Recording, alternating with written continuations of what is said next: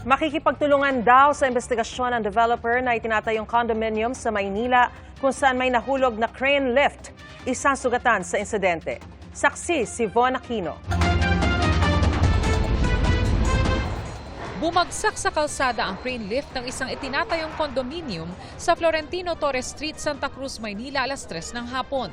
Ang crane lift ay ang ginagamit sa pag-angat ng mga buhangin sa construction site. Bumitaw yung kable, kaya bumagsak yung buong yung parang basket. Bumagsak kaya tinamaan yung pinaka-canopy nila. Ang akala ko, nagbumba na. Yung pala, yung galing sa taas. Nagulat na lang ako magbagsak ng lakas ng impact. Puro usok na Puro usok na dito. Binagsakan ng crane lift ang isang truck na nagbababa umano ng gamit sa lugar. Basag ang windshield nito at nabagsakan ng mga bakal. Base sa inisyal na report ng MPD Station 11, habang iniaakyat ang kahon ng buhangin gamit ang crane, biglang natanggal ang hook block ng crane hanggang sa bumagsak ang kahon ng buhangin sa canopy. Ayon pa sa mga pulis, nagtamo ng minor injury ang 32-year-old na truck helper nang mabagsakan siya ng isa sa mga canopy.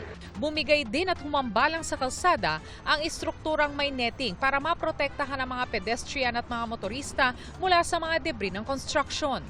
Ang mga tauhan ng Meralco nagpunta rin sa site para ayusin ang mga lumundong kawad ng kuryente at ang na-damage na poste. Pansamantala mo nang ipinatigil ng Manila Building Office ang konstruksyon ng condominium kasunod ng insidente. Sinusubukan pa naming kunan ng pahayag ang safety officer ng ginagawang gusali pero wala ito sa lugar ayon sa timekeeper ng construction site.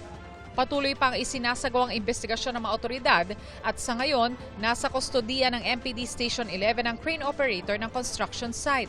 Pansamantala ring ipinasara sa mga motorista ang bahagi ng kalsada habang nililinis pa ang mga humambalang na construction debris.